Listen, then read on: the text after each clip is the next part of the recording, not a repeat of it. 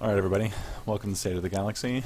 This is episode 4, and I'm going to preface this episode by saying not a lot has happened in the interceding 2 weeks, excuse me. So this is as good a time as any to announce that we're going to be doing episode 5 next week rather than in 2 weeks from now, because 2.10 is on Tuesday, and I expect there to be quite a bit more to talk about, but we still have some stuff to go over. So, without any, I don't think we have any other announcements, so let's get right into it. 2.10 is Tuesday, and I was unaware of this, but apparently this was not a big secret, that Season 3 of PvP was going to start then. This kind of worries me, because if we're going to have a whole nother PvP season between now and 3.0, then 3.0 is not as soon as I was really hoping it was. How long have we... I mean, maybe I'm really out of the loop. How long have we known about Season 3 being on Tuesday? Season 3 was announced as a 2.10 thing once they were going over the expectations about PvP rewards on the forums.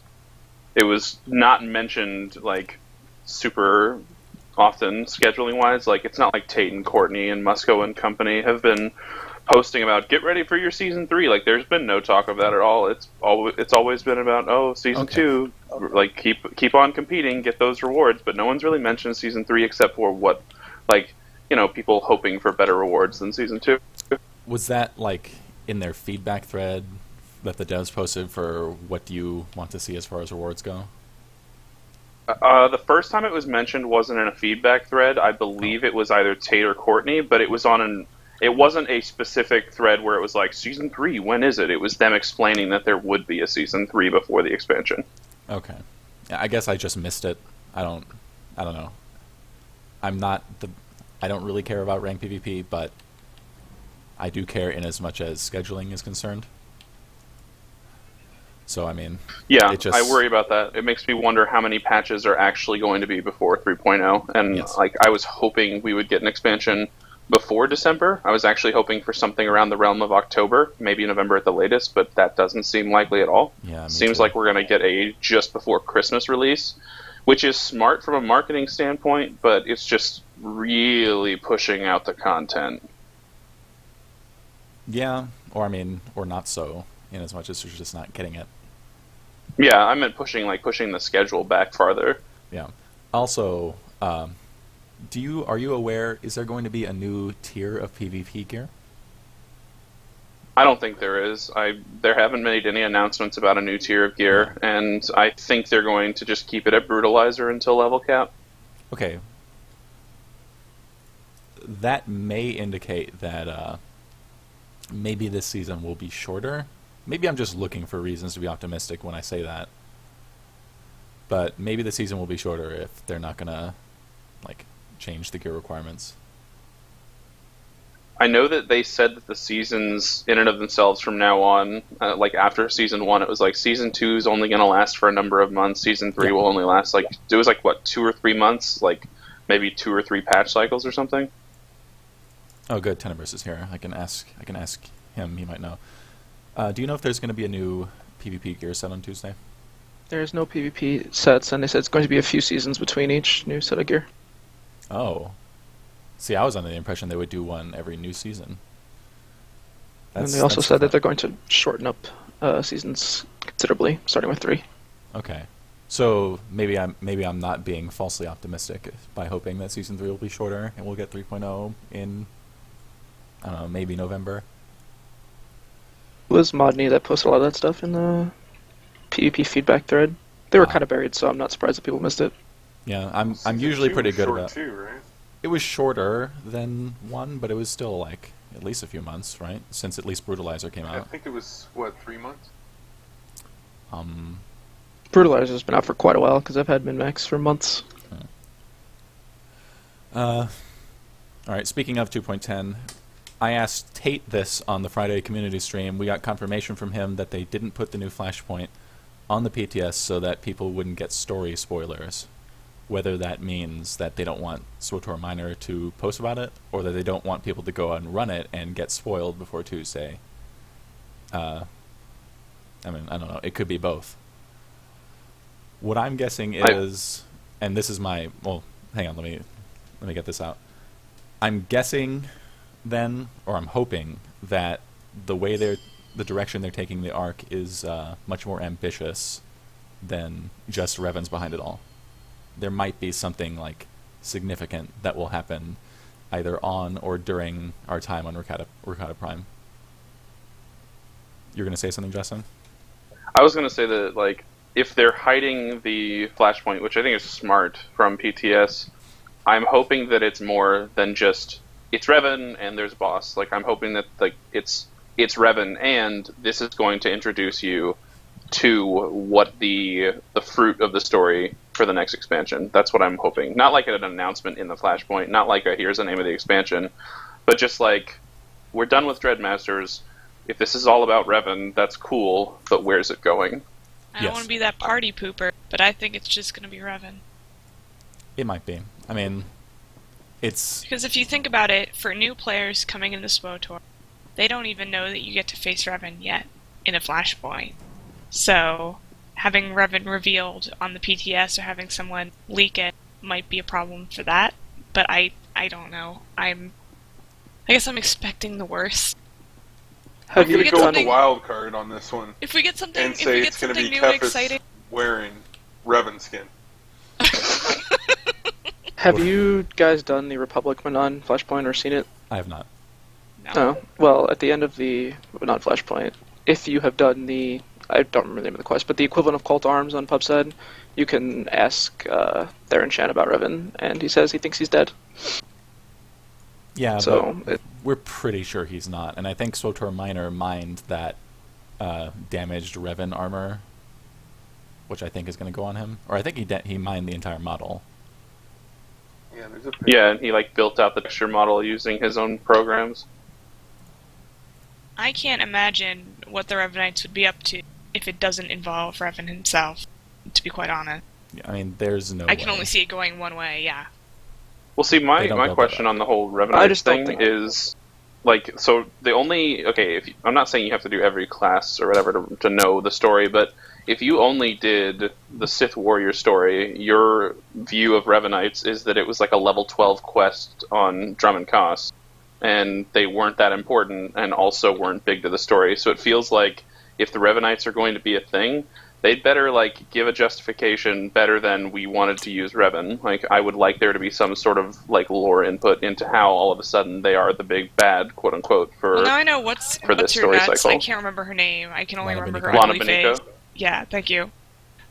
She says, she's like, well, there was this cult, but they seem to be more dangerous now, so I don't even know if the characters themselves even know. More to what you were saying, Justin, about your only experience with the Revanites being that level 12 quest. Not only that, but the canon choice there for Imperial characters is Darkside, which means you destroyed the cult, or you destroyed their leader. So, I mean, they have to have some kind of justification for them still being around and growing to be an and Where did being they- a legitimate threat to Where did they like actually say that that was canon, out of curiosity? I'm pretty sure that canon is all Republic characters make light side choices and Imperial players. I don't know about the Bounty Hunter and Agent, but I I know... actually asked about that on the stream with the writers when they did Manon, about Yeah. canon choices, and they said that they are intentionally writing it such that either choice will work, always. No, I mean, So, in, like, ga- even in if- game, but if we're talking like from an outside perspective, outside the game, like in the future or whatever, what ends up being canon is that the Inquisitor becomes Darth Nox, and I don't know, the Wrath makes dark side choices and stuff like that. I'm pretty sure that's the way it's supposed to go. I might be wrong. They said for the entire lifetime of the game, they'll never make a light side, dark side being quote-unquote correct choice. Yeah. yeah, part of that's obvious utility of if someone wants to be part of a canon aspect, you don't want to force them into an answer. Like, it just doesn't seem No, of course not. like fitting to how BioWare does story. So that's probably why that's Yeah. the case. In a BioWare game where they keep giving you these choices, they don't want to shoehorn you into one or another. Well, they want to shoehorn you. They just want you to think that like the shoehorn is something you've wanted the whole time, a la Yes. Mass Effect. Tenebras, you were going to say something before Justin was going on about the actual cult on Jorman Koss. Oh, I was gonna say I don't think we're gonna see Revan for a long time. I'm thinking like 3.4. Really, you don't think he's at least going to be revealed? Maybe you see him and then that's it, and then you don't see him again for a while because it wouldn't make yeah. sense. No, we're not going to. Because We're not going we're to kill definitely him not in going to 3.0. see him, and we're not going to see him in Rakata Prime. I would be very surprised if we did, I think we might see unless him he's think just I like could- in the background escaping or something. I could imagine it being one of those, like, forgive me for switching fandoms, but if you go, like, Voldemort, where, like, oh, you see him for instance, then he fucking goes away, and all you have to go on is that you saw him, so you know that he exists. Like, I feel like that's what it's going to be. Like, you're going to fight his lieutenant or something like that. I mean, we are going to fight his lieutenant. I assume we're going to put down Derek and Arcus on Rakata Prime, right? I would guess that that's going to be the case, especially since that's the end of the arc. There's no way they have cover in their respective governments anymore. I would be After happier if Aaron Shan, like, ended up being the bad, and just because it'd be something to do that wasn't like, oh, it's either a Sith or, oh, it's like this random nebulous boss that has nothing to do with Jedi or Sith. I'd really like the Republic to be like the big bad for a tier, like have us actually like fight Jedi and like have a boss be a trooper or something, as opposed to just like oh, it's another Rancor. Well, they're not gonna do that, because what's the Republic gonna do during that tier? They can do the whole, oh, Exar Kun went from Jedi to Sith, we need to stop him. That kind of a thing. My, dream theory is that we're gonna end up fighting Arcus and Derek and Lana and Theron all in the same operation. Like, those will be the 4 bosses of the first operation in 3.0. Because there's lots of hints within the story that neither Lana nor Theron are being honest. I would love to do that because That's I hate okay, that because I don't like pasty any of them. Dom. bitch. I really dislike her. Oh, well, you have like appearance reasons for not disliking her. Yeah, That's I my. don't like albinos. I don't like Theron either because he's got his ugly little faux hawk. Hate him.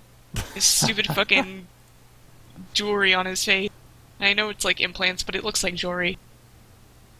I would like if, for at some point before the next stop, you kill Theron Shan or he dies, and because of that, Satil Shan becomes an operation boss. Oh, that'd be so good. I just Ooh, really want to kill Satil. That's all. I mean, I want to be the Imperial agent that bangs Satil and then have a Marauder kill her. But yeah, She's basically. all old. You know, she's like I don't care. 60. Drop I don't know, those man. bloopers Looks and pretty go to good for town. 60. Meryl I mean, Streep she's can not get that the old. beats by Dre. Why wouldn't Satil Shan? No, let's talk about this faction thing. I know Imperials have complained about this for a while, It's all that all their heroes are becoming generic raid bosses or flashpoint bosses, bad guys. There's Malgus, there's the Dread Masters. Kind of got that end of the stick again this time. Because even though there's a Republic traitor, he's just a colonel. A Dark Council member has defected. That's fucking huge. Yeah, Like, what that's like the a fuck? 12. That is literally as if a 12th of the Senate defected, with all their planets. So I don't know. I And don't he's like responsible for military assault, that. Military remember. offense, military offense, which is what Decimus's sphere was before he was killed on Corellia. Yeah. Which is fucking huge. So literally, the leader of all your fucking armed forces, No, not all of it. sort of, not all of it, but a fair And amount. Also, in practice, Darth Mar is. I know the leader. Darth Mar is really holding the reins, but I feel like they're maybe doing smokescreen really hard so that we don't actually think about like Darth Mar in general. No, Because I like, think oh, they he's kind of like, Darth Mar is like the hero of the Empire, filling. Darth Mar is good guy, Yeah. Sith Lord. He's already got this philosophy that's like the antithesis of the Emperor, in that he's okay with death and the Emperor is terrified of it. So I think what they're building him up to is to be, against the Emperor eventually. It's the only thing I can see it going towards, because I think what Emperor everybody's going to do. definitely big bad boss, and he's going to be leading the forces against. Yeah. Because this game, I mean, if you know any of the backstory, you know that it's basically all of it's leading up to a confrontation with the Emperor because he wants to kill everyone so that he can never die. That's like his endgame. If So that's the case, I want them to do the whole thing where you can do raid across faction, and you can do pub and imp Well, we're for going the to talk final about boss this. being the Emperor. We're going to talk about this. It's going to be the next point. My wall of crazy speculation, given that, and given the name of this story arc, which is Forged Alliances, which you would think would be the Revenites, but I think it's us. My wall of crazy speculation is that we're going to be seeing at least limited interfaction cooperation in a story sense, and maybe if they go really wild at the studio, we might actually have that, what you're talking about, like interfaction operations. I feel like it would be smart because pub side on so many servers is dead, and Yes. if you take away the restrictor of imp and pub, at least for certain things, you give pub side people reasons not to re-roll their main characters on imp side. Yeah, let's be serious. 10 years ago, WoW becoming a dual faction, WoW making itself a dual faction game made sense, especially with the population levels they reached. For this game, I don't feel like it makes sense anymore, and I don't know if it made sense in the beginning because I don't. It made sense in the beginning. The population's not horrible, but I don't think it can adequately support two factions on every server. Yes. Especially not Prophecy of the Five. There are some servers where people take their pub side tunes off of the server just so they have something to do. And it's part of the reason why Harbinger has such a lively pub side, because everyone who has a pub side character, it's like, well, they're the only place that's doing PvP or raiding or really anything at GSF. any massive level. I know for a yeah, fact exactly. a bunch of USF people went over there. Yeah, so it's like people are leaving servers kind of like PvPers did to go to the Fat Man. But yeah, I want them to do something like that if they really feel the ambition. Frankly, after such a long time of I mean, other than Strongholds, which I imagine took a lot of time to develop and get working the way it does, we haven't seen a whole lot this year. I don't know. Maybe that's unreasonable to say. Because, I mean, Strongholds are something a lot of people were anticipating, and obviously, you look at me, I'm in my Stronghold right now, and I've decorated it to 100% completion. I've spent time on it, but I'm really looking forward to actually playing the game and not, like, crafting decorations or buying them off the GTN or from the cartel market. I feel like the Old Republic started off the year really strong, and then when they produced their summer roadmap, they kind of took a few steps back, and they've put out a good amount of content. I think it's just one of those things where we have to sit back and realize that not all content's created for us, and that has to be okay at some level. It's bad timing for us, because for us it's kind of like, okay, like the last raid was released X number of months ago, at some point we need new content, and it feels like a couple months ago was the time where that was needed, but they haven't really put out content for the more casual player base, and they kind of had to do it both at once. It was like, well, you're going to have to wait because we do need to get casual content, because the casuals fund this game far more than raiders do. Even if there are raiders like Devasta and players like Numi who buy 6 hyper crates in a month, there are more casual players who are buying 1 hyper crate a month than there are raiders doing that. There are, but casual players will play 3.0. They'll play the shit out of it. In fact, more of them will probably show up for 3.0. Well, actually, that's hard to accurate. say. I don't know if more people will show up for 3.0 than showed up for Strongholds. That's hard to say. I don't know. I feel like that even the casuals, with this sort of drought of at least raid content, I think at some point they're going to get bored anyways, because these are the people who aren't going to be able to run like hard mode and nightmare DFDP. They're lucky if they get through story mode. So, how many times can they go through a story mode and not get bored? I mean, that's the end point. Like, we've been in these raids for going on October 1st. It will have been a year, so we're pretty close. That these raids have been the highest tier in the game, and I don't know. Without something to level I assume we're going to hit 60 in 3.0, just based on, the past. Without a new tier, without something new to level, and without major class changes that I assume would come in 3.0, like they have said that they were going to do, the game can become stale for a lot of people. And, Yeah, I'm here. okay, we're back. So, Justin, you were going to say something? I stopped No, I in was the just middle because the internet went down. I was just going to say that I wonder if BioWare came out with DF and DP at the same time and thought to themselves, that's 2 raids in 1 year, we're good until the next, calendar year for a raid.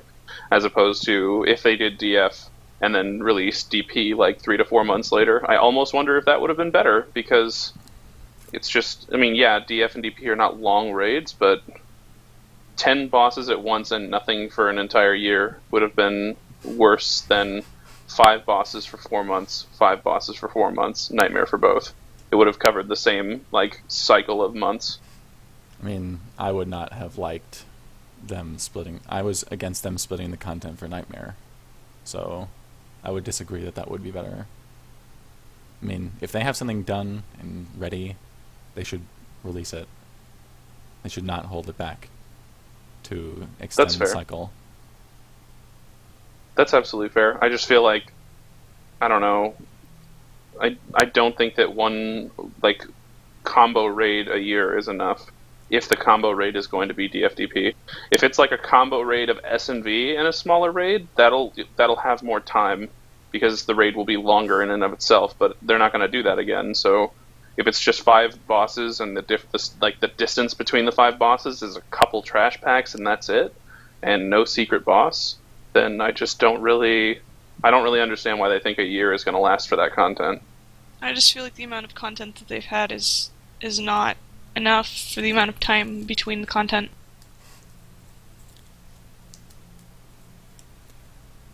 Yeah, I would agree I with could that. see it at the end. To be fair, though, we are at the end of an expansion, so I can kind of see it. WoW was like this too. I remember farming ICC for months and months, at least 6 months. Ice Crown was a year. This Yeah. Siege of Orgrimmar is a year. Or maybe more than that, actually. I think this is the longest yet. And I know that Dragon Soul for Cataclysm was a year. But see, those bosses took longer than a day or a week for everything to be cleared. In this Well, game, it's more everything of a- is cleared in a day or a week. Nightmare Yes. was not a year ago. It was a couple of months ago. 3 months.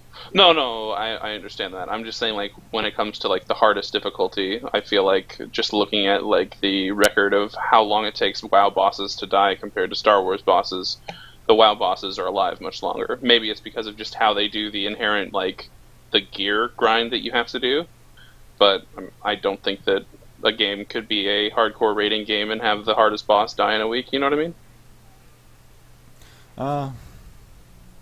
mean? Yeah. I don't know that SWTOR would advertise itself as a hardcore rating game. Oh, of Star course would. not. But look where they are. Yep. Don't even go there. I know you're still mad. My heart can't take it. 2 guilds that are relevant are left, and one of them can't field 40 people for a 40-man raid, where the point of them Two? playing that game was to get to 40-man raid. To be fair, this is what I wanted WildStar to be. I wanted it to be the ground PvE equivalent of fucking spreadsheets in space, Eve. But they didn't make it that way. They tried to bring in all these people who really wouldn't have wanted to play the game. They obviously expended a lot of money making it something that it wasn't, and there was also a lot of bug problems, and it feels like we've been in an extended beta. And it even carries the same sort of subscription model that Eve does, in which you can buy subscription time with in-game money. So Eve works, and I just don't know why WildStar didn't work, and there's probably a combination of reasons why. But it is what it is. For those who aren't on the up and up, the in the intervening time, the D&T WildStar Guild has broken up. It's gone, and everyone else has either quit the game or migrated to different guilds. So, and by different guilds, I mean there's only really one guild on the PvP now, and that's Voodoo. Yeah, and for the And then record, you've got Enigma, I think, on the other side in the PvE on Dominion. I mean, I've been very public with my opinion that WildStar would not succeed, but I am, of course, disappointed that our branch in it is no longer a going concern. So, I mean, I don't think Don't that's- worry, I'm disappointed too, for I'm sure various reasons. I know for a fact you are. I'm just making Never a public forget. disclaimer. It was fun while it lasted. I don't know. I'm thinking maybe if I don't apply someplace on, Exile side, maybe I play someplace Dominion side, or I GB to SWTOR, or I play a different game altogether. Who knows? Yeah, I mean, that's not the first time.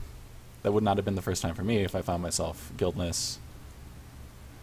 If I had actually joined the WildStar branch, it's really shitty for all involved, and I don't know. That game is gonna have to make some serious changes, but this show's Yes. not about. This show's not about. that, Yeah, though. I think that's all we need to really. It's just that's as an aside. That's what's going on. Okay. But The other thing that's happened this week, the West Coast servers died for like a day and a half. Justin, you have characters in the Harbinger. You're originally from there. I believe this was on Wednesday or Tuesday that they died. Did we ever learn why that happened? They never specifically stated exactly what happened. They only posted in the patch notes for the patch that they made server stability changes. But I don't know. The weird thing about the downtime, it was just very poorly timed because Harbinger takes conquest more seriously than any other server I'm on, and basically they stopped the entire competition by having this problem. And there were guilds, casual ones, that were thinking about transferring servers, which is crazy because you know it's going to last for like a day or two at most. Yeah. But you had people who were like, I want to compete in Conquest and I can't even log in. Like it seems like right now BioWare can't get a break because all of the mishaps and missteps that they have are at the most inopportune times at this point. Was it really that significant? I mean, I'm speaking here as a snooty first worlder looking down at the problems of a third worlder because Pot 5 didn't go down.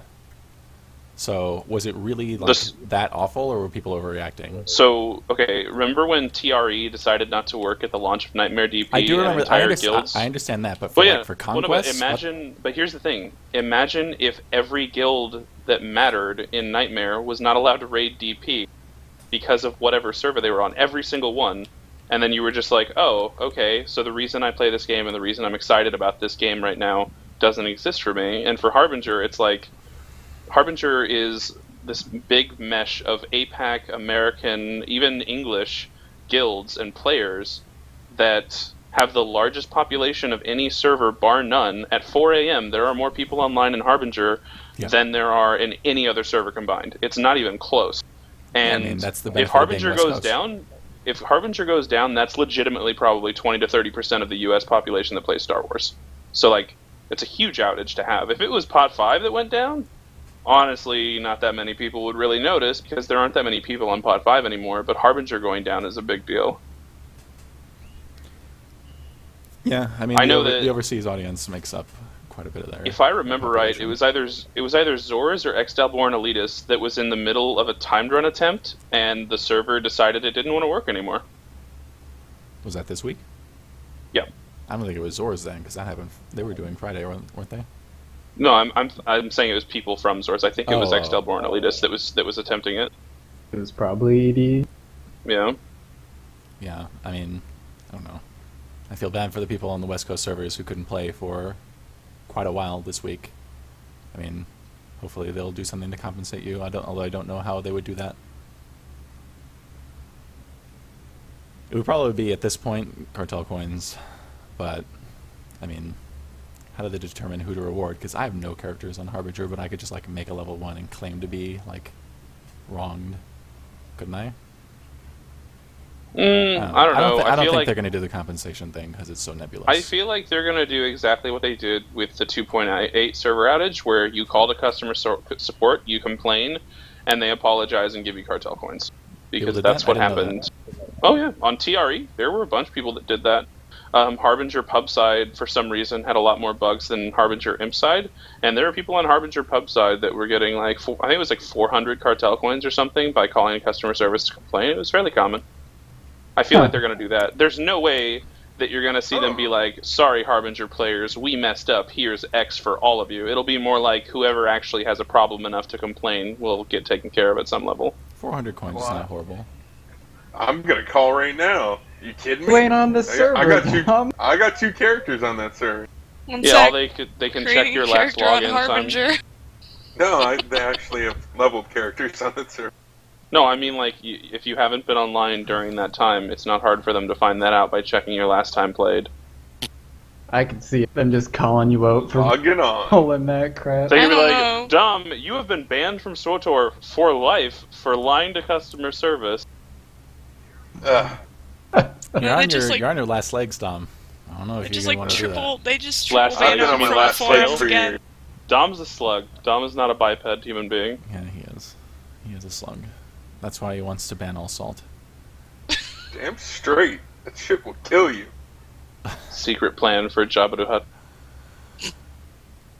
All right. Let's see. I guess we can talk a little bit more about conquests. This week was the big time crafting week, and it's not over yet. Feels over. It's not over though. You know what happened last time crafting was the objective, right? Yeah. Mm-hmm. People logged on at 3 or 4 in the morning with a queue of 25 invasion forces, and they shot up 6 places on the rankings. I don't got that in me. I'm done crafting. You're not done crafting. Okay, let's Hey, look how many points I threw in this week. publicly disclose how many points Dom has put in this week. Actually, I can't look at that on this thing. Here we Yeah, go. you can. I can Sure. look at it on the little one. 412,500 on your main, and you say you don't go hardcore on it. That was super casual. That I think is I only did not 80 casual, something Dom. thousand on Hubris and 50 something thousand on M-Pop. Both of those values are higher than any character I have, and I maxed out 100k on my rep characters tunes. on your Republic tunes that don't get us points. Yeah, screw y'all.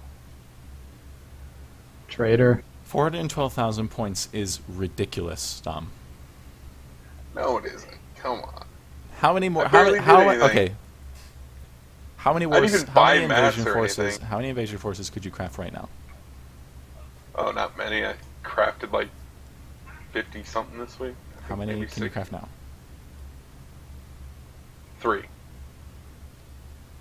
Because I'm missing my holocrons and crystal capacity. Because I hate playing 4 Caesars. Because bounty hunters rule.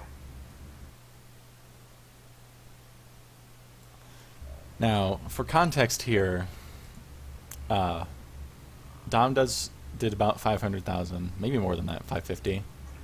We are sitting at 1.6 million, which means he did a third of all our points, and he says he didn't go hardcore on it. I didn't. Y'all slackers. We would be so far behind without you, Dom. You did everything Yes. pretty much. It was Dom and Rom and Tenebras, and then Triva and Seiya, and then no one Deep else. did a bunch. Oh, that's Deep says a lot. did on, I 4 only scored characters. points because I was going for achievements. I don't care about conquest. I don't care about it either, to be honest with you. Obviously, Although Where's my you have conquest 0 point points. achievement Wait, for I have getting more over than 400,000 in a week? I have Where's none my on my main. achievement? I I have don't points think on I've my done merc. any points, but I don't log on. So there's that. If there was an achievement for getting 40,000 points, I show you, I would have it.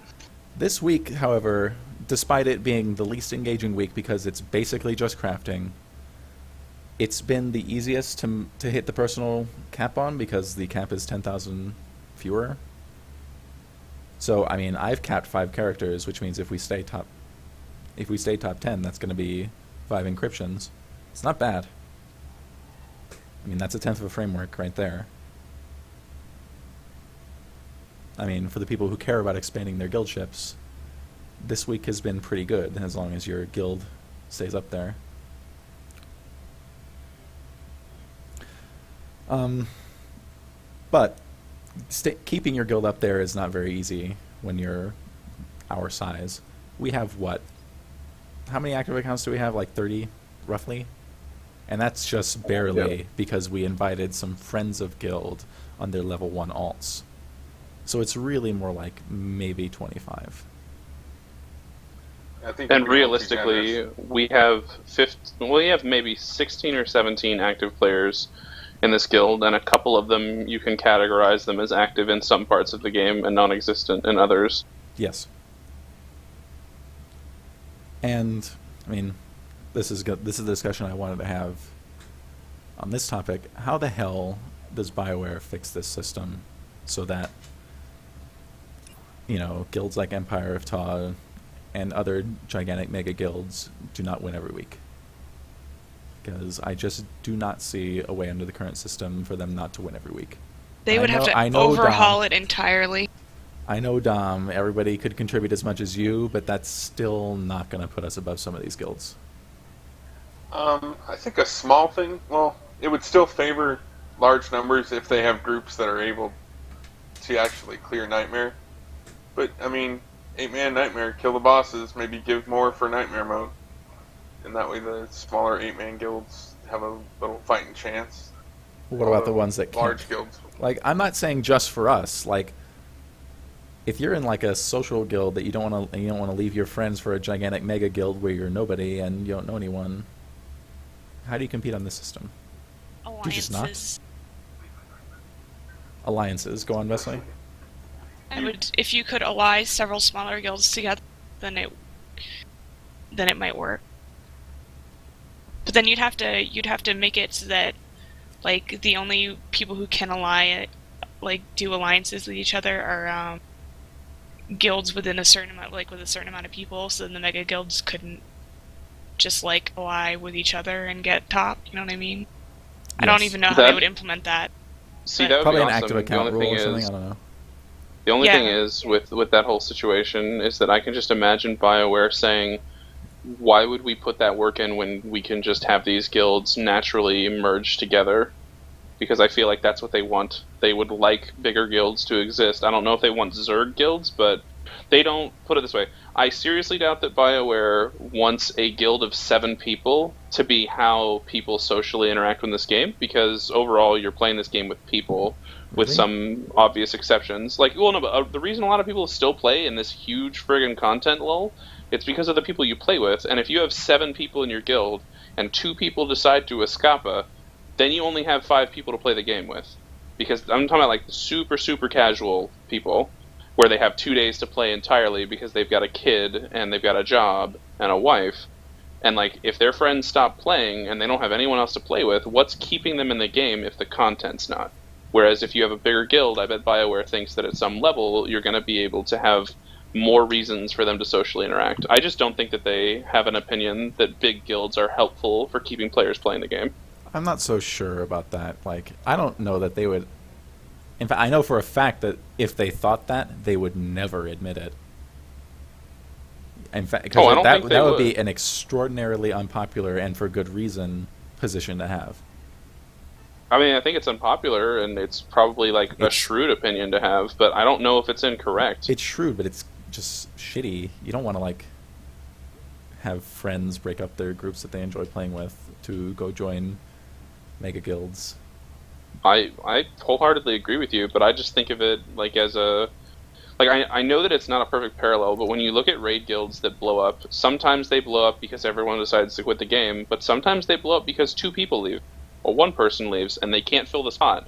And you have to realize that in social guilds, it can work like that, but instead of this person's great DPS or a great tank, it's, this person was really awesome to hang out with in guild chat, and he helped me level my character, and we did heroic wars together, and now he's not here, and now I'm playing these things by myself, and I can't get in raids because I don't have gear or achievements. Things like that could be reasons why the game... Because the game clearly wants you to be in a bigger guild. They don't want you to be in a guild of 5 people, or Conquest wouldn't be so obviously slighted towards bigger guilds. I I don't think that they want you to join an Empire of Ta or any other like 500 No. person. I think like, it's- I think it's- think that's going too far. I don't think they want you to. So your reasoning that they have it slanted for bigger guilds because they want you to be in bigger guilds is a little reaching. I would say. Yeah. Let's just look at the most obvious reason, Occam's razor. They just didn't think of it. Yeah, they didn't. They That's didn't fair. anticipate how horrible it would be to compete against those much bigger guilds.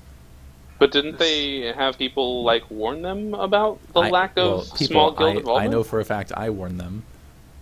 I've Let's look at sent what them we've- PMs and stuff about. Let's look at what we yeah. also have warned them about before that didn't get Sure. heated. I'm So this is not a first time thing. And it may be because they were working on getting the system working in the first place. They had other priorities. They couldn't change their development cycle for this reason. Because, I mean, despite all our talk about it, it's not the hugest deal in the world, because the only thing that winning a planet gets you is basically brownie points and a stupid legacy title. That's it. So, again, it's not the hugest deal. It just makes it hard to stay top 10, which gives actual legitimate rewards monetarily and for your guildship. Yeah, although coincidentally, the people that are obsessed with achievements, like the people that have like 40,000 achievement points, Dumb. there becomes a bigger reason to join a Zerg guild, because you have a better chance of getting those conquest achievements in a Zerg guild than you do in the guild you're in. Yeah, and that's bad. Or at least putting alts in a Zerg guild. Which, yes. You shouldn't have to do that. And that's bad. And the system could, now that the system is out, it could use some revising to make things more fair. I know it's not the same, but for me, when I think of that system and how the achievements work with that system, and you having to join a Zerg guild to be able to get most of the achievements there, that's almost like if they decided to create an achievement system for the cartel market pack, buy 3 hyper crates, 10 achievement points, like stuff like that. I know it's not the same thing, but that's what it feels like. It just feels like one step away from like just going a little too far. I don't know if that's fair, because you don't have to spend any money to join a guild. Unless there's a guild that makes you spend money to join a guild. Taxes Like a and guild- stuff like a that guild guilds tax? do. Taxes really dumb. Hey, death and taxes. We don't got to start tax paying. More This like- is. No. More like death in Texas. Yeah. Haha! I'm We just actually saying. have We got as many taxes in our name. Canadians, I think. It's really not good. You know who I'm talking about, Krak. Mm-hmm. There's more than just me. Don't worry about I it. know it's more than just you. It's you, it's Myri, Well- it's Fuchsia, and who else? That new guy we were Obama. Krak isn't There's really more of a- Canadian. they're hidden. Krak is Nova Scotian. He's actually a part of a different island. Yeah, well. You implying that Canada as a whole is an island? The other idea that I might like better than alliances, because it seems tougher to figure out, is, I think this is Tenebras' idea, you cap the number of people who contribute to your score. And you just take the top however many, 10, 12, 16, whatever. And it's that number for every guild. So like the top 16 from TAW and the top 16 from Death and Taxes, and whoever ends up with the most points on their legacy, not their character, because then that would like force those people to only play one character and get points on that and forego any other personal rewards. The top points on their legacy would be counted towards the guild score. I kind of like that better, as far as ideas to fix this problem go. I mean, is there any commentary about that? I think that that's a good way to go about it. Although Nikon in the chat asked a question about why conquests at the moment are a bad thing, and he mentions that on his server there are a number of guilds that merge, and he thinks it's a good thing. I don't think that conquests are bad in any way, shape, or form. I think that it's something for players to do, and clearly there's a large part of the player base that is active in participating in it. Yes. I just think that it's very slanted towards one type of guild, and you will start to lose a unique aspect of different kinds of guilds in this game if you keep the conquest system the same as it has been since the way it launched. And I don't mean to like discount what happened on Jarkai Sword. It's really cool that 2 new Nightmare groups have just come out of the ether, out of the mergers that came about as a result of conquest. But I would say that those groups did not happen because of conquest, because you don't have to do Nightmare to participate in conquests. Like, that was... It seems like that was a happy accident to me. Like, oh, we actually have 8 people who can kill bosses in this guild all of a sudden. Yeah. Time to get a raid team together. That's what... I mean... I wasn't there, but, I mean... Sounds like that might be what happened. I was definitely on Jarkai Sword when it happened. Definitely.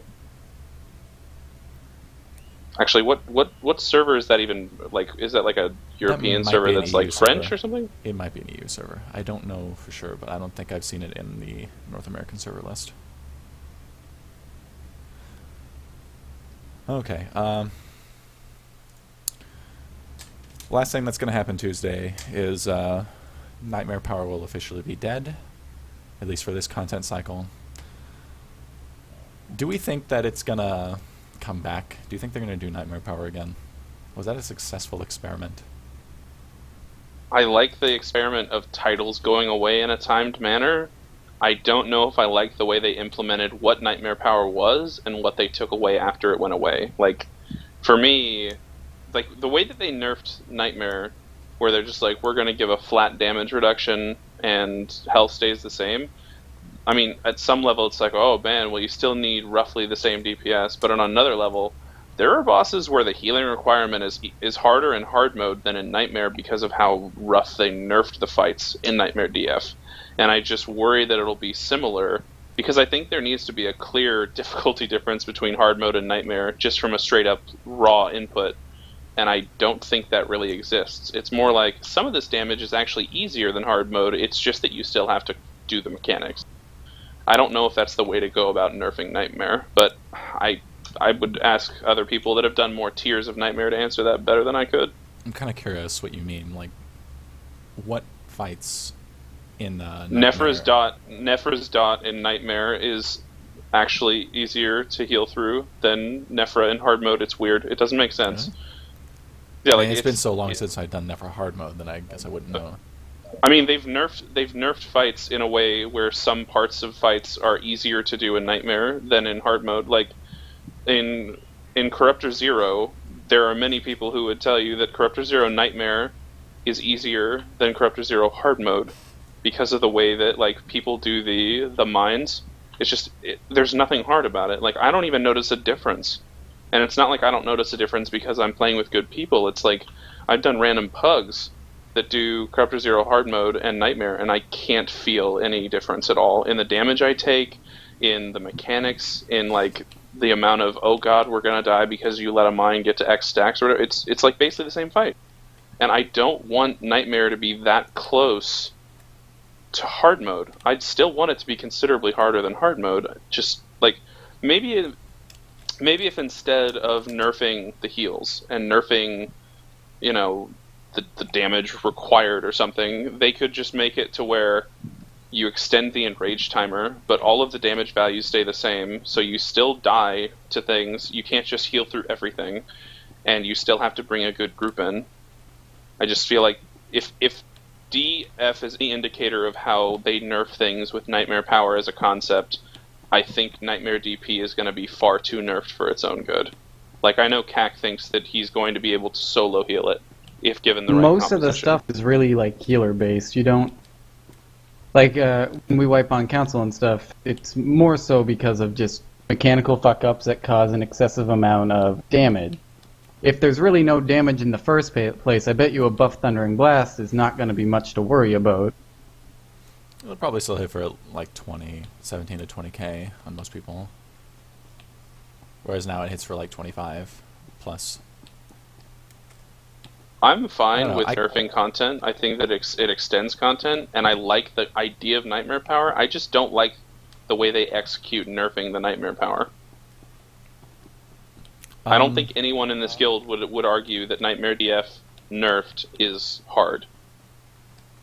Like, you can bring a random character with story mode gear and a lack of mechanics, and you can literally just walk him through the instance and hold his hand and get him achievements. And you can have a healer with like a Dreadguard offhand, and it's fine because there's no damage going out. Damn. That just doesn't vibe well with me as an idea. Let me play devil's advocate here, because I don't think the nightmare power removal. I don't think after the instance has had its nightmare power removed, I don't think the instance is for us anymore. I think it's for people who couldn't clear it without nightmare power, or with nightmare power being there. I will agree completely. I will agree with you, however, that the way they went about the effect that removing nightmare power has on the instance is clumsy at best. Like, especially when you consider some fights that got harder, like Grompthok, or at least it got harder in certain ways. Yeah, like the fact that you need more DPS in the nerfed version than the pre-nerf version is weird. And like, it's great for people that want to run AoE specs and do 5 to 6k damage in a fight, but it just doesn't.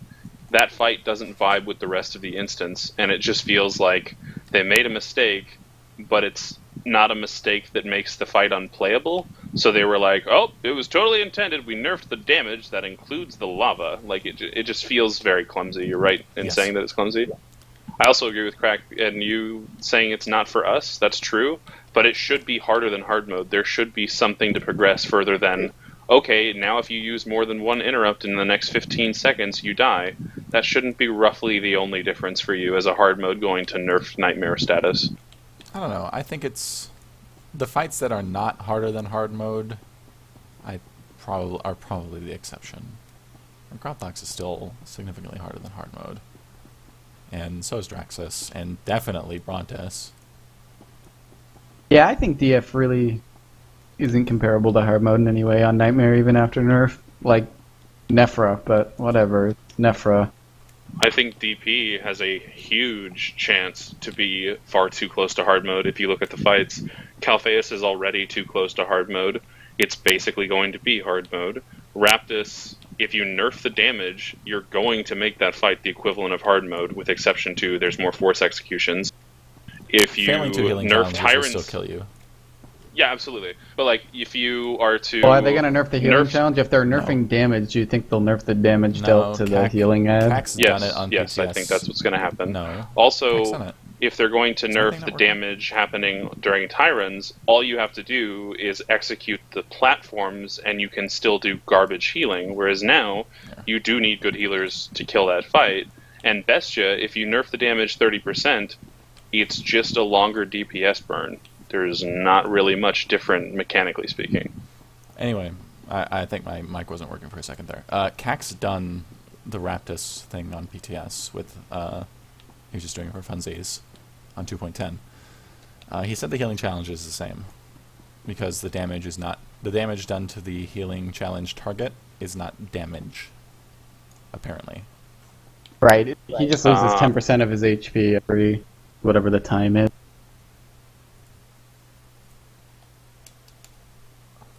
So I think that's going to be, that's still going to be challenging, to the point where healers who are not capable of doing it now will still not be able to do it. That's fair. I guess then that does create a certain roadblock at some level, kind of like Draxus Well, Wave 5. That means they failed in the removal of nightmare power. It should But be there easier was- for those people to do it, right? There was ways to go around that boss specifically. Like I always used to do it, where you failed both DPS challenges, and you sent DPS that could heal in the healer one. You had 4 healers, and you didn't do the DPS challenge, and you could heal through it fine as long as tanks weren't getting one shot, Yeah, which they shouldn't. You could manage. you could do something creative like that, I guess, especially since his damage is going to be reduced by so much. Failing 2 DPS challenges might be a bit much, still, especially if he enrages, which, he still can, especially if your DPS is not, up to scratch. Because the DPS requirements are still the same. That's I don't true, know. but if you It's lower hard the to healing say. requirements, you let the other healer DPS more. Yeah.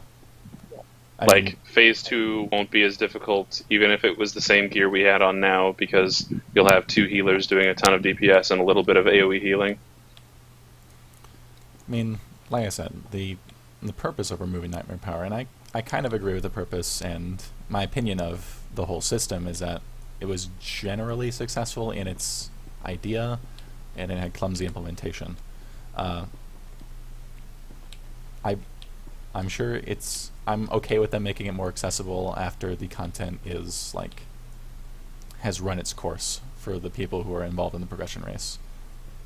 I'm especially okay with it because it'll make farm excuse me, it'll make farm less I don't know, less of an ordeal. Because honestly, after progression is done, I don't want to have to struggle every week. I feel like this is one other thing I want to know, and I guess Krak and everyone else in this room could answer better than me, but how are the implementations of nerfing in this tier, in terms of how it was nerfed, compared to how they nerfed TFB and SNV? Which one was more accessible to the hard mode heroes? Was it the way they nerfed DPF, or was it the way they nerfed SNV and TFB? Because I know that they did didn't nerf across the fighters. board nerf those instances, so it's not. And those it's hard to instances were compare. nerfed at more of a scaling to the people who were doing it as progression rather than X time after the fact to try to let other people come into the content. Right. The Yeah, nerfs, but the they nerfs did, that happened they in did that. nerf things really hard at one point. Dreadguard was nerfed to the point of oblivion. There are certain fights that are not even resembling what it required at gear level, even if you're not at gear level. You know what I mean? Yes, maybe that fight. I know that the first round of nerfs brought Dreadguards in line with what would be reasonable given the rest of the instance. Of course, as it existed first, it was severely overtuned compared to the rest of the instance. And I would argue that the first round of nerfs brought it into line with what is reasonable. If you take everything else into context. As far as the rest of it goes, I don't feel like those fights got much of a nerf. Yeah, I don't even remember what did they do to SMB other than fixing the kind of exploit. Shits on Thrasher, I think. And the broken red circle. They fixed the exploit on what's it Warlord. called? Warlords. Yes, you're right about that. I think the thing is though, TFB and Scum and Villainy Nightmare were not as difficult as the Oriconian instances across the board. I think this has been the most challenging tier of Nightmare they've released. Based on how hard the last boss was relative to the last boss of the other instances, or overall? Overall.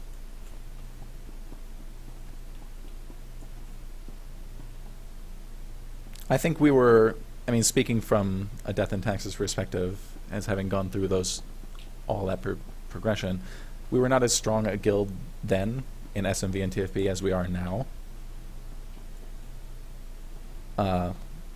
So maybe that's why, I don't know, it felt just as difficult to clear, but I don't think it in practice was as difficult to clear as, say, Council or Brontes, or even fights I don't think Raptus,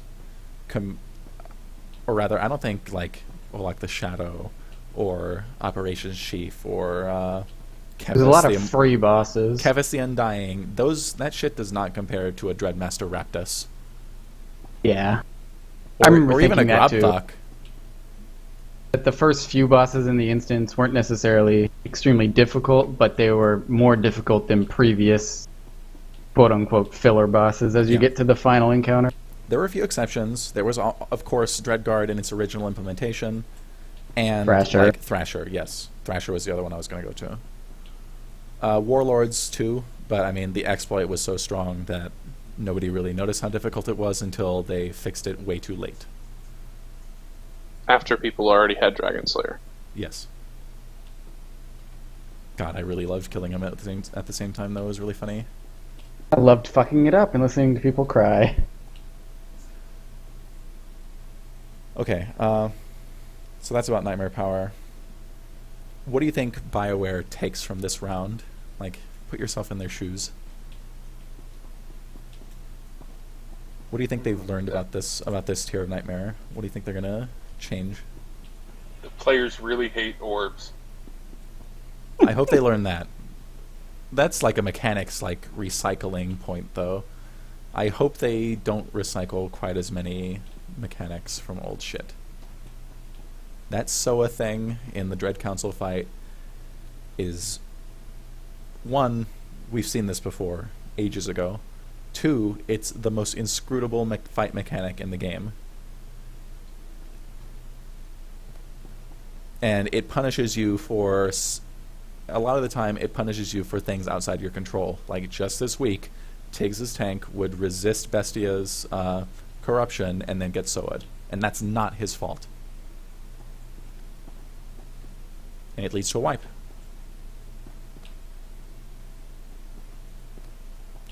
The lesson I hope BioWare learns is... I think I've lost my train of thought.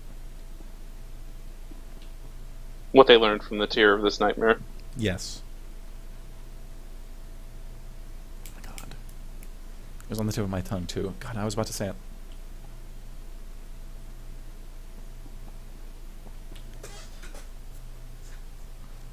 No, I don't have it written down. I don't know. I'm sure it'll come to me. Just, Justin, do you think they've learned a lot from this tier? I hope that they learn that in order for people to want to tank in this game, they need to calm down with taking control away from people's characters. Oh, yeah. I think that may be the dumbest decision in this tier, because I cannot name more than 2 or 3 tanks that still like tanking after this tier, and I know a lot of their biggest complaints are about losing their character's control due to mechanics like a knockback, a push, a roar, a pull, like things that don't make a fight harder due to you needing to do your job better. It's more like, how quickly can you adapt positionally speaking, and at some level it doesn't become interesting, it becomes annoying. Like, seeing a tank get pulled by tyrants in week 1 was cool. Like, hearing a tank who has killed council on 2 different tank classes get confused why the 3rd tank class gets pulled by tyrants more isn't cool. It's just kind of annoying. Not annoying that he's confused, just annoying that it's a thing. Yeah. Like there are things about this tier that could have been done in a better way. Like, it feels like a lot of their mechanical reliance on making the fight harder is like, let's give them a knockback, see how they react. Let's give them fire and forget. Let's give them fire and forget and give them orbs that spawn out of 4 corners. Like, and there's nothing... I don't want to be the whole stop relying on RNG, blah, blah, blah, because if you actually... Well, I agree, but I don't think there's as much RNG as some people say. Like, you look at a fight like Brontes, and when that fight first came out, everyone was like, oh my god, so RNG, so RNG. But to be honest with you, if you ever watched Zors the way they cleared it 5 times a week, it was pretty clear that they figured out a way to isolate almost all of the randomness, and the only randomness would be, do you get a troll orb in X corner, and if so, this is how you handle it. And It feels like just there were a lot of guild. Well, no, but if you ever watch it, like, they had specific plans for like what would happen in each position, where it didn't become RNG. It became like, this is just what we do in this situation. There are RNG mechanics in this game. SOA does not work properly, therefore it has an RNG mechanic to it, but if it did work properly, or as it worked, quote-unquote, when the content first came out, I would be more fine with it. It's just, it feels like the mechanics they have that could be interesting, because they don't implement them correctly, become a part of RNG. There are still some things in that fight that... I mean, I'm going to argue this point real quick. In Brontes, there are still things that are RNG. It's not, does she lift you because that's aggro. It's not anything else. Who orbs target, that's totally RNG. And your time can be made a lot easier depending on who the orbs choose to target. That's true. So, I mean, I'm not going to... that's just factual. If it doesn't target your snipers, and the people who it does target are capable of getting them, then you're probably going to have a pretty good chance of killing that boss pretty easily. Yeah, I mean, obviously, if you stack certain classes, like if you run 3 sniper, 1 marauder, and you have double assassin tanks, of course, like, your job is going to be much easier than if you had, like, double PT and you had like Sork DPS and a number of other things, like, that's obviously going to make the fight more difficult. But just my main thing I hope they learn from is that they need to make mechanics make the fight harder without just taking control away from your character. Yes. And they need to realize that you can't wait more than 6 months for Nightmare and have us care about it more than the first week it's there. Oh. I remember what I was going to say. Thank you. The waiting. The split for Nightmare, I do not think helped it. In any case. I think we would have been a lot better served if DP and DF Nightmare came out at the same time. I agree. I also I just think didn't that like another... the whole double up in general with the instance itself, regardless of if it was Nightmare or Story Mode Hard Mode release. What do you Releasing mean? 2 ops at once seems silly. Because it makes it feel like one op because of how it like nicely ties into the other op. Well, that's how For me tiers though, work. and someone was asking, well I know, but someone was asking if why DF and DP were the hardest tier of this game, why things were killed faster. Guilds are much And better. I would argue that guilds are much better because there are older guilds that come together because like, oh, we lost a number of our people, we've got 3 good players left. Okay, come to our guild, we already have a good raid team. Like, for instance, I'm not saying Severity swallowed up entire guilds, but they took like 2 or 3 good players from Carnage Gaming, the 2 or 3 that were left, put them in Severity, and there are other players that come in from other guilds that are like, oh man, I'm kind of tired to like wiping on content that's relevant. Oh, okay, well join us. That happened in this guild during this tier, it's happened with other guilds in previous tiers, and The only way. obviously this tier is the the meta of getting the super guild together, quote unquote, and you didn't have that. But in addition to that, and I think this is the larger point, you had time to be on PTS for all of DF, and you had time to do PTS for DP Nightmare. Whether or not you chose to utilize that time was up to you. But That's true. during S&V, PTS was done during the progression of TFB. Yes. Guilds chose whether or not they wanted to kill bosses in TFB, or whether or not they wanted to be ready for S&V. And that's why guilds like Suckerfish did so well, because they were PTS warriors. And like, I'm not saying this as an accusation. If you want to be on PTS, that's great. That's part of this game. But May even said that during S&V, Suckerfish was on there like all day, every day. Like, that was their thing. So of course, certain guilds are going to perform well, but to say that like, oh well, DF and DP were easy because a couple guilds killed it in the first week, it's like, yeah, 1 through 4 were fairly easy, but if you If I don't have remember the correctly- players, if you don't have the players in Zors, or you don't have the players in 7 Stuck, like if you take those 2 guilds out of it, week 1, nothing dies for Council, and if you take like 7 Stuck out of Brontes, nothing dies for Brontes for a number of days, which runs in line with TFB and S&V progression. Yes. That's the other thing that I want Bioware to learn. This is actually the thing I should have written down. The way they do testing on the PTS has to change in some sense. I would prefer it if they didn't change the fights. I want them to change the amount of time you have to test. And I also want them to do, I want them to test 1 boss at a time, essentially. Like, Tuesday can be, let's go back in time and say it's S&V. Tuesday can be Dash Rude. And that'll last for until, I don't know, like 2 a.m. Central Time that Tuesday, and then they shut it down. And then at, I don't know, 2 or 3 p.m. Central Time, they bring it back up and you can test Titan 6. And it's a different instance set. Like, there's no bosses past that, there's no bosses before it, it's just Titan 6. That's the way WoW does it, essentially. It's probably a lot more elegant than the way I'm describing it, because they can just port you there. Do you mean just a little bit of time to test a boss for mechanical reasons and not Yeah. for farm practice reasons? Both. It's focused feedback.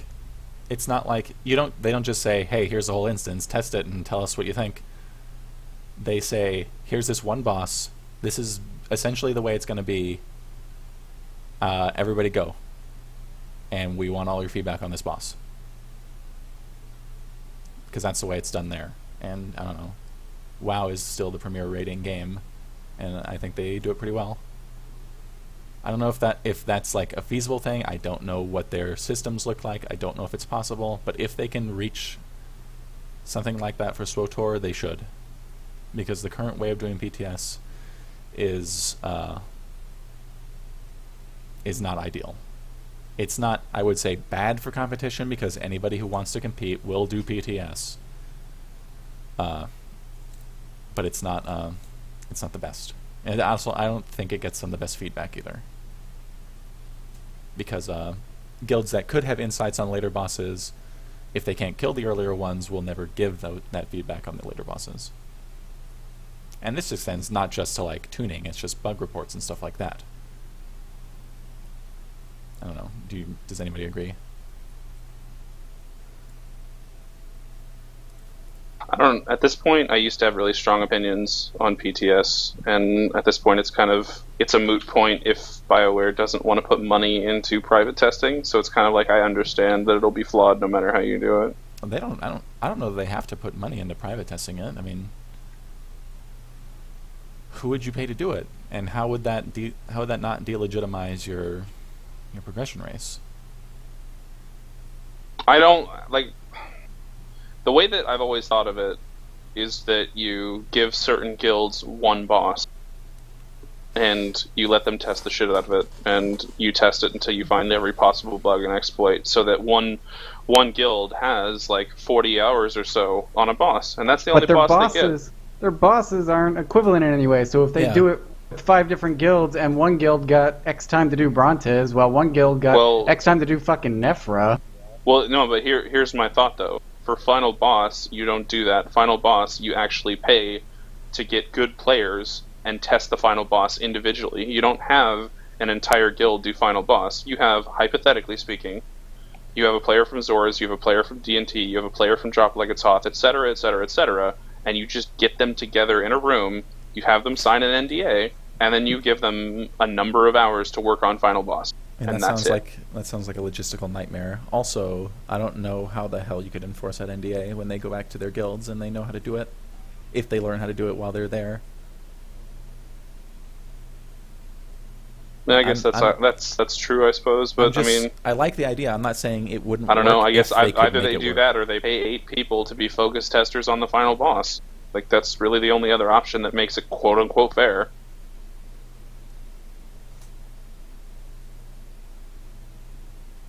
I mean, I'm looking at the chat right now. This guy says Dreadguard testing was good, made it easy but mechanically the same, then massive buff the requirements. Well, I'm sorry, but if you don't think that they overbuff the requirements, especially compared to the other fights, you're just wrong. That's what happens when they just blind buff things. Other top-tier raiders from other top-tier guilds that are not Death and Taxes that people respect in this community have made comments in the past when the content was relevant that the fight was overtuned. For instance, Twitch's favorite streamer, Snicker, made a post on the SWTOR forums about how overtuned it was. There are people from Zors who thought it, there are people from Severity who thought it, there are people from Drop It Like It's Hoth who thought it, there are people who did think it was the most fun fight in the tier, and they had an absolute enjoyment when they killed it at an 8% rage, and that's awesome, and I thought it was really cool that guilds did that. At the same time, I still think that it was an overtuned fight. I think that, and this has been said before, but I think Death and Taxes was kind of dumb to push so hard for the, not saying that it was overtuned, but even though they didn't originally come up with the name Mathematically Impossible, the fact that like it was just so quickly decided that it couldn't be done was probably a mistake. Steve said it was overtuned. I entitled the video Mathematically Impossible. It was not Death and Taxes' official position. I was not GM nor an officer at the time. That was just what I titled the video showing when the enrage happened, or showing how much time until the enrage. So I'm trying to take some blame off of the guild and put it onto me, even though I'm now GM. It's whatever. That was just me. Those sentiments were my own. However, I mean, you mentioned a bunch of people who thought it was overtuned.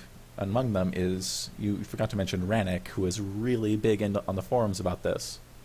I mean, that was the first time I saw his forum posts under the name Count Popula, and first fell in love with him because he's a great forum poster.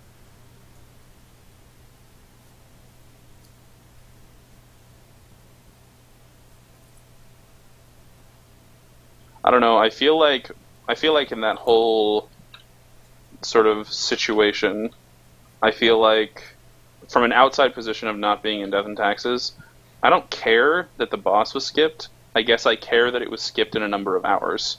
Like, I really, because so many guilds skipped that boss, and I said this before I was ever in Death and Taxes, like, a bunch of guilds skipped that boss. Some admitted it, some didn't. And there were guilds that farmed fucking Writhing Horror for a month before they could really get past, like, 40% But on tell me Kelsara. this, Justin. If you were in your casual Steve guild, right, and you did a boss, and the boss was like progression, whatever, and then you get to the point where you enrage at the boss, and the boss is at 50%, and you say to yourself, crap, we obviously just don't have good enough players to kill this boss. Okay, that's one thing. But then when you're part of a high-end progression guild, and you feel that you have some of the best players, and you know, and they've competed before on all the other top-tier shit, and you come across that same scenario where you hit this insane enrage that in any other circumstance you would just say our players aren't good enough, but then you know your players should be good enough, you assume that it was just overtuned, and then maybe you try it again, and if you get the same outcome again, you're just kind of face rolling. This is how I saw it. You guys did spend hours on it, and there was a pull. Yeah, and you got to a point where the boss was at 600k and enraged. And I remember specifically, and I've watched it many times, like, immediately it was like, oh, it's overtuned, it's impossible. When if you even did the math in your head, it was, okay, each DPS needs to be able to, like, do about 200 more DPS. And if you watch the video, and this was pointed out at one time, the one thing to me, it's not the idea that, oh, it's overtuned. Obviously it was, but the idea was, at the time, there's no way we can do more DPS, and it's like, I'm watching entire globals wasted by everybody in that fight. They could have pulled more out of it, and I think later on, they did do more DPS with the same stuff. It's just, it's not necessarily a, oh man, they quit. It's like, think about it like this, Krak. Like, if Dreadguards never happened, and Brontes was as much of a cockblock as ENT in general, like, the amount of trouble they had on Brontes is more than some guilds had on Dreadguard. And I bet you that if Dreadguard never happened, if there wasn't that humbling aspect of it could be killed, even if it was during an enrage and you still think you're right, I don't know how hard D&T would have pushed on Brontes. I don't know if they would have gone for 100 hours in week 1. Brontes is different. I mean, we made these points, and we're re-prosecuting a very old argument. If if it was TFB that was overtuned, the last boss of the instance, we would have kept pushing it. But Dreadguards is the second boss of the instance. It was. Yeah, I mean that's true. And this is not. It was not just our opinion. We did not just learn this. We did not come to this conclusion on our own, because we were streaming, and people in other progression guilds came in and offered that opinion on their own. That it was overturned. Yeah, I remember there were guilds that were doing 8-man that were wondering if they were somehow getting the 16-man tuning. There were 16-man guilds, like, completely confused as to whether it was even tuned at all. Like, there were a lot of, like, just straight up, like, befuddlement with that fight. I remember it, and if you go read the forum posts, everyone was pretty much just like, yeah, we're enraging at, like, 700k, 600k, and then a guild was like, oh, we got sub 30. And we enraged, and, like, then it sort of was a race to, can somebody kill it? But, like, it was inarguably overtuned in that nobody got a pre-nerf kill without an enrage. Although, I will say this, it's weird to me, like, that I think the quote-unquote meta of enrage has changed, because the enrage of Dreadguards and how everyone was getting enraged, like, enrage is fairly common on Raptus Nightmare if you have a lot of melee.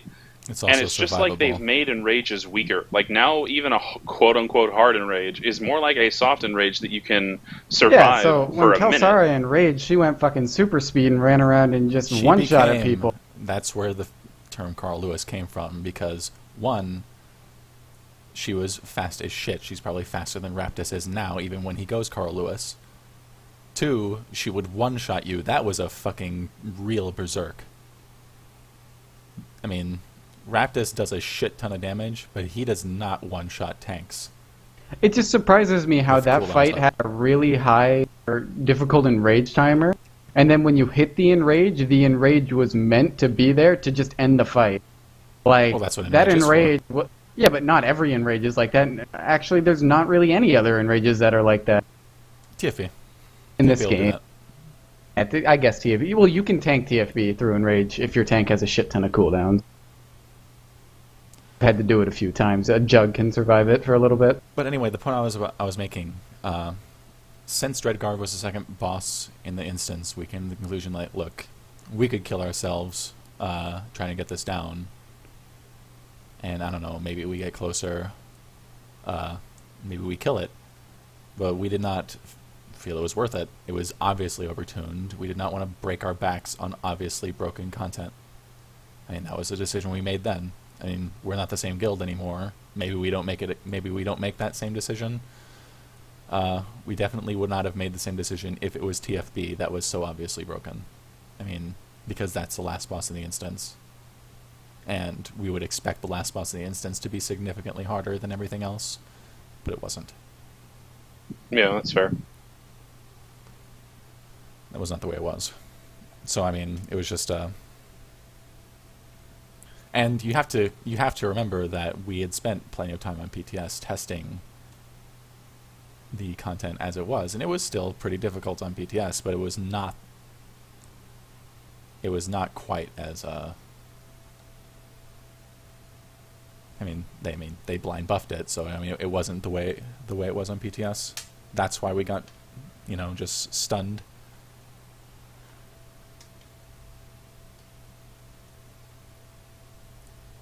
And to be fair, TFB was broken at launch in that he could kill himself, but I mean, we didn't know he was going to do that. That wasn't our fault. It was really silly. It was You guys got really silly. confused when that happened. I was We're actually. pretty I pissed. thought it was. You guys were pissed. I thought it was hilarious. I thought it was. I know really funny. Devasta was mad, if I remember. I think we were both pissed. I know a couple people were really mad. And to be honest, that kill we did not deserve. I mean, if he didn't kill himself, we would not have killed it. But whatever, it's not a big deal. It was like our sloppiest pull too. It was horrible. Suicidal. He just Terror from fucking- beyond. He slaps himself and then He was dies. just messy. No, that was really enjoyable. But yeah, I know a lot of people don't like it. I just think it's funny. I don't know why. I think I was just glad to be done. Alright. I think that's all I've got. Do any of you all have any topics you want to bring up?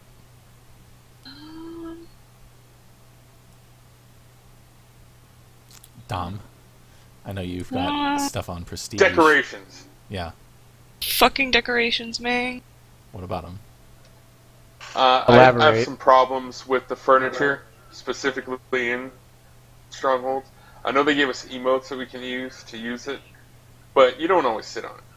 I'm getting tired of floating 2 feet over my furniture when I go to sit on it using the emote. I Oh, want to Dom, actually hashtag lounge first in world my problems. lounger. If I want to actually lounge in my lounger. I want to be able to interact with the furniture and click on it and have it put me in it without it looking like I'm farting and levitating over it. I don't know, look at my stream. Come look at me in the game.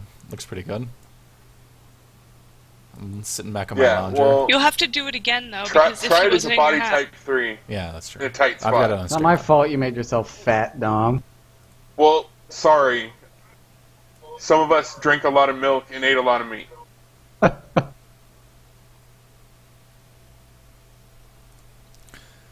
I don't know, Dom, that seems like a very RP thing to think. To I worry don't about. know. When I get in there in body type 3, I can never get that flush on the furniture. It looks horrible. Well, body type 3 Looks like I'm- is pretty big.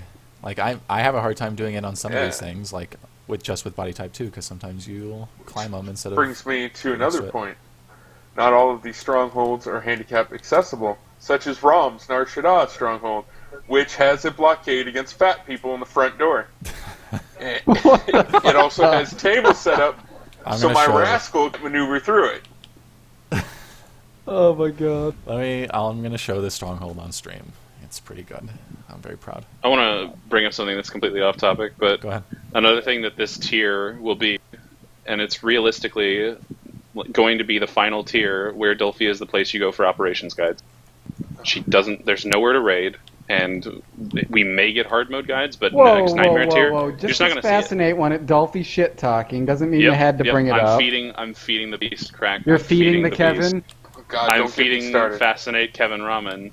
No, it's just one of those things where it's like we're in the next tier. We are going to see somebody else do guides. We're going to see somebody else be like the go-to person for that. No, it's probably not going to be me. It's probably someone else. But like at some point, you run out of raid guilds to go to, and it's going to be interesting to see if in this next tier, are we going to see an erosion of mechanical understanding based on we don't have a Gulfy guide to look at this to get us through this after the main guilds have beaten it, or if these other guilds are going to be able to figure it out on their own and kill it without a guide. I think that'll be interesting to see. I don't know what the answer is, but it'll be nice to have a tier where it's going to be different. I'm not so I mean, I know for a fact people really use those Dolphy guides. But yeah, I don't know that Nightmare Raiders do. Or ever did. Well, but there's different tiers of Nightmare raiding. There's the Nightmare Raiders who kill stuff at a world progression pace, and then there's the Nightmare ones that do it pre-nerf. But there's a third group people don't talk about, and it's the ones that are struggling on like Grobthok right now, and they're hard mode players and they try really hard and they're probably real life friends. Like those people, they use Dolphy guides but there's a difference like there it is too. the Bible. That also is like, I bet you Dolphy guides were hot shit in TFB and S&V when you did it for a long time after, not implying that you don't do it. But with the Nightmare power nerfs and whatnot, it doesn't make a Dolphy guide irrelevant, but it removes its value a little bit as the content itself is a little bit easier. You know what I mean? I mean, let's real talk. I think videos from actual top tier guilds are probably more valuable than any Dolphy guide. And Yes. I'm not like saying that to shit talk or anything, because I mean they just are. I'll Yes, shit talk I about it agree. freely. I fucking hate that bitch. Friggin' her guides piss me off so bad, Guys, especially remember when I'm that doing time? fun stuff. Remember that time when Sorks were bad at healing and she got benched? All right, we're not here to shit talk. Dude, You mean every boss fight in the game? I Dude, wasn't. I when didn't I say that do to shit talk, and I don't want you to story shit talk, mode- so cut it out. Group Finder, DF. Oh, Nom dude, nom I nom, really Kevin. I want to get this off. It's fine. That's what other streams are for. We can do that later. Oh god, I got it. No, but I think that I don't like the whole thing is like you may say like nerfed Nightmare. Like you got to remember that people took like for instance, there's a Dolphy guide specifically that's pretty popular from the hard mode seed that people use religiously, and it's the Bronta's hard mode guide. Like almost every hard mode guild that I'm aware of that like does their own hard modes, they get their guides from Dolphy and they do the fight exactly the same. And when they got to Nightmare post nerf, they were doing Hatred's version of Six Finger Face. I And love that was that just version. how I hated it, but that's just how they did that fight. And it's like a lot of those guilds would have had to either figure out their own strat or just like wipe for weeks and weeks and Well, you weeks gotta think because of they it- couldn't figure out the mechanic. You got to think of it this way, Justin. On that individual strat, instead of having 6 people go the long way, which required you to move a little bit, you had 2, and the other 4 people literally just landed right on top and didn't have to move.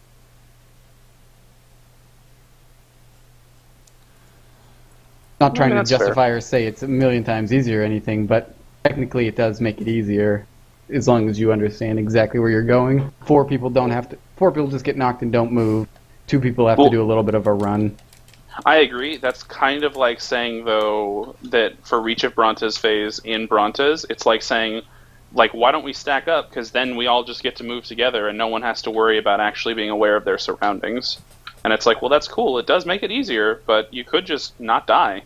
But the difference there is You it's just literally stay just alive. paying attention to mechanics, and has nothing to do with damage output, healing output, survivability. Like, you're literally just paying attention to mechanics in that situation. If you want to be a real stickler there. That's true. It's not exactly equatable. You're right. Like, if you literally just stood still and were getting knocked from one side to the other, you had to do no healing, no damage, nothing else. I sure as hell hope you wouldn't fuck it up.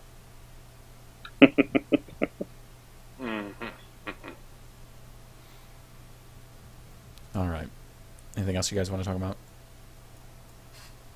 I'm still hung up on the handicap ramps and accessibility There of actually your there is one thing that I want to talk about that's completely casual in nature, and Go it's ahead. that when you transfer servers, Oh, yeah. you lose your stronghold and you don't transfer your decorations. Actually, Treba looked into that, and turns out you do keep your decorations, but you have to reactivate your strongholds for like Really? 2500 CC or whatever it is. Because Wait, on the forum posts, it's not from a dev or anything, but whoever made the post complaining about it seems to disagree. He says you lose all your decorations and you don't, even if the stronghold is named for the character you transfer, that character loses the stronghold. Although I wondered, Well, maybe he's mistaken. It feels, but even if he was correct, that doesn't make it better because you're now making someone, in addition to pay for their server transfer, you're making them pay to activate a stronghold that they never actually deactivated. You're not told Yeah, upon it transferring. You are not told upon transferring. Trust me, I've transferred characters enough that your stronghold is going to be deactivated, and you will have to pay a fee in order to reactivate it. That's not something that happens. Fee is usually very nominal, as far as I'm aware. That's true, but it is a fee in general. It is, in fact, a fee, even if it's 200 cartel coins. Oh no, it's like, credits. If it's credits too. Oh, he If said you- cartel coins. Oh, Yeah, okay. I think Treba said Pretty it sure was it's credits. cartel coins, but I didn't check. But into it. if it is cartel coins, hypothetically, if Treba's correct, then you're basically, even if it's like, oh well, it's literally 250. That's less than a sub, whatever. Okay, but if you've already spent your sub allocation, you can't buy 250 cartel coins. You buy them in increments, so you're forcing someone to spend a certain amount of money on this game that they were not told that they needed to spend on this game. So if that's the case, then I'm not really about that life. I think you can reactivate with credits. I don't know for a fact, but when you go, because as subscribers during this time we got the Nar Shaddaa thing, and you don't have to buy the damn thing, but when you go to activate your thing, it says reactivate Nar Shaddaa Stronghold as if you already owned it, and it had a credit cost on it, but the credit cost was 0. So there's that. I mean, I don't know. At any rate, it's a raw deal, and I feel like it should have been tested, like, or at least someone should have had the foresight to think, hey, people are server transferring this game. We should make sure that we protect their shit. Yeah, I mean, I Are think you it just leaving goes us, more Dom? into. Are you scared about your stronghold? BRB, going to Harbinger. No, but like I think that the bigger part of this whole discussion is that BioWare implements entire systems that people care about, and then they don't have a system set in place to take care of the realities of this game outside of playing in it. Like legacies are server locked to where if I roll a new character on another server, I don't get my legacy. I don't get those achievements. I don't get the accomplishments. However, collections are account wide.